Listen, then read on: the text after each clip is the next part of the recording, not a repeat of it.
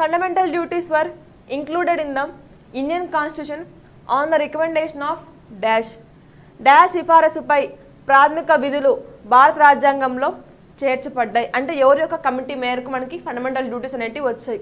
Mandal commission, administrative reform commission, Shah commission, Swaran Singh committee. So mandal commission, పరిపాలనా సంస్కరణల commission, Shah commission, Swaran Singh committee. So ఎవరి యొక్క సూచనల మేరకు ప్రాథమిక విధులు మన కాన్స్టిట్యూషన్కి రావడం జరిగింది. స్వరణ్ సింగ్ కమిటీ.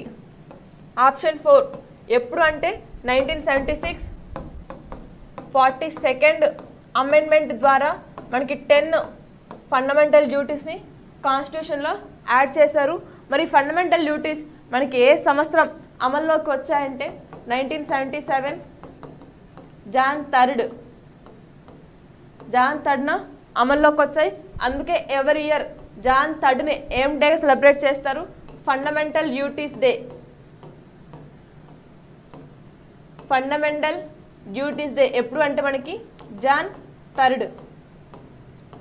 ప్రెసెంట్ ఎన్ని ఫండమెంటల్ డ్యూటీస్ ఉన్నాయి? మనకి 11 ఉన్నాయి. మరి 11th ఏంటి? ఎడ్యుకేషన్కి సంబంధించింది.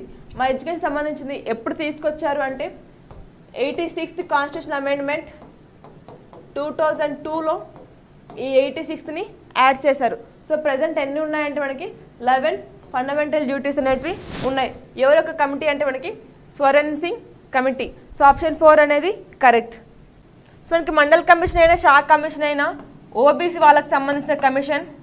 So fundamental duties so 51A, A to K, ఎందుకంటే 11 ఎక్కడి నుంచి తీసుకుంటే రష్యా నుంచి తీసుకున్నాం. మన కాన్స్టిట్యూషన్లో దేన్ని ఎక్కడి నుంచి తీసుకున్నామో కూడా అడుగుతూ ఉంటారు.